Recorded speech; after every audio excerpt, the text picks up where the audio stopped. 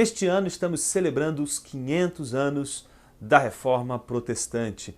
E, exatamente levando em consideração esse contexto, a Vida Nova resolveu publicar um livro recentemente publicado por Kevin Vanhoozer, um autor já conhecido de todos nós pela envergadura do seu pensamento, pela sua obra bastante profícua e que tem contribuído já de uma maneira expressiva no contexto teológico internacional e, em especial, aqui no nosso contexto também brasileiro. Ele acaba de publicar, portanto, Autoridade Bíblica Pós-Reforma. Quem nunca se perguntou se a reforma, em vez de ajudar, não complicou a história da igreja ao colocar a Bíblia na mão do povo? Em geral, as pessoas acham isso e talvez por uma espécie de desconhecimento dos reais meandros que envolvem exatamente a proposta da Reforma Protestante. A Reforma Protestante nunca pretendeu, dizer que a interpretação era livre e que todos poderiam interpretar a Bíblia livremente, como, por exemplo, um pós-moderno poderia dizer: o que me impediria de interpretar que Jesus é uma chinesa do primeiro século?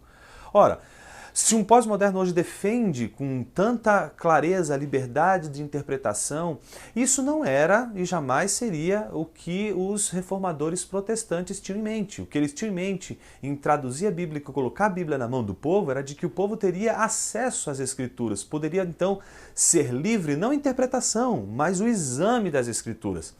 No entanto, a despeito de colocar a Bíblia na mão do povo e de esse entendimento ser o entendimento do livre exame e não da livre interpretação, a grande verdade é que depois do boom da Reforma Protestante a gente se deparou com diversas tradições protestantes. Não é? E a gente tem aí dentro do espectro do protestantismo, a gente tem luteranos, a gente tem reformados, a gente tem as gerações que vêm da raiz anabatista, a gente tem as ramificações protestantes que vêm da reforma na Inglaterra, que gera denominações como presbiteriana, batista, metodista, congregacionais e tantas outras denominações que vão surgir, obviamente, de movimentos que tem a sua origem na Reforma Protestante.